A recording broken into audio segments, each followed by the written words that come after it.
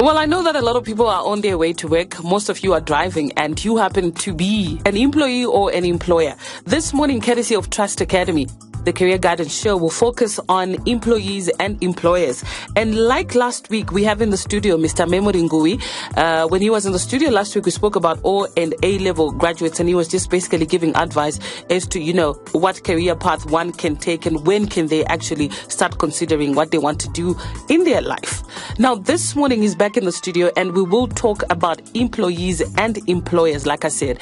Good morning, Mr. Nguwi, and welcome to the show. Thank you very much. Now, when you look at the work environment, there are people who discovered that they chose the wrong career maybe, and others who intend to embark on a new career. What advice would you give them with regard to choosing a career path?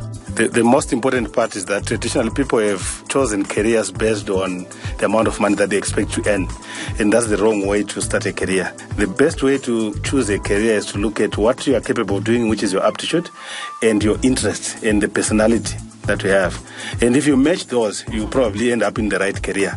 If you look at the environment, it's very dynamic. You find that a career that is paying today might not be paying the same amount of money 2 years down the line, and you are now stuck. That's why you find a lot of employers are stuck with people who are frustrated as we speak, because they're stuck in careers that they expected to earn huge amounts of money, and those careers are no longer paying those amounts of money that they expected. But wouldn't we say that when we look at our environment, especially in the country, money probably surpasses a lot of the things that you just mentioned? Okay, money is very important, but what you also find when you go into the market, you also find, because people are desperate for money, they, even if someone is a manager, they want to come back and say, look, can be a clerk because I'm desperate.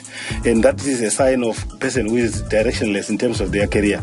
You must stick to your values and say, what do I want to achieve in my life in terms of my career? And if it's money, there are very few careers that are actually rewarding. If you want money, maybe start your own business, because there is no employer who will give you huge sums of money, and the market will fluctuate from time to time.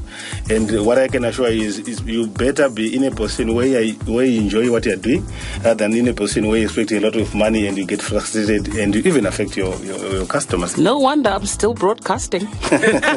Anyway, considering that the business environment is dynamic, how can employees ensure they match their careers with the ever-rising changes? The major driving force as we speak now is technology.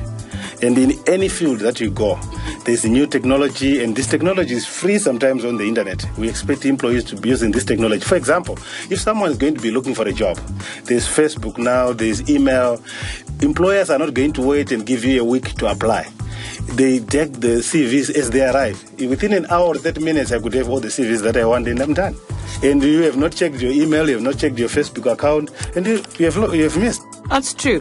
Finally, before we leave the studio, in your own opinion, what is the role of the employer in the career development of their employee? It pays for employers to pay a lot of attention to the career development of their employees. And this can start by the employer profiling the employee. There's no point in you coming up with interventions to address career issues when you have not profiled the employee to find what is their career interest, what is their personality type, and what kind of aptitude do they have. Then you match that.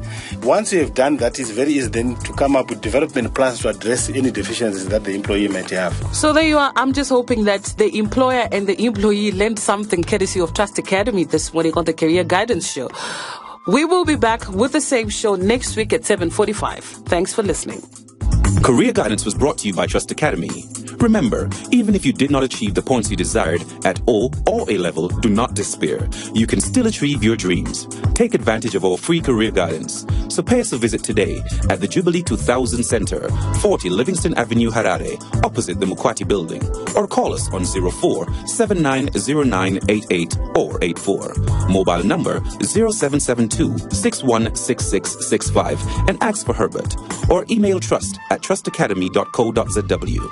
Trust Academy, training for excellence.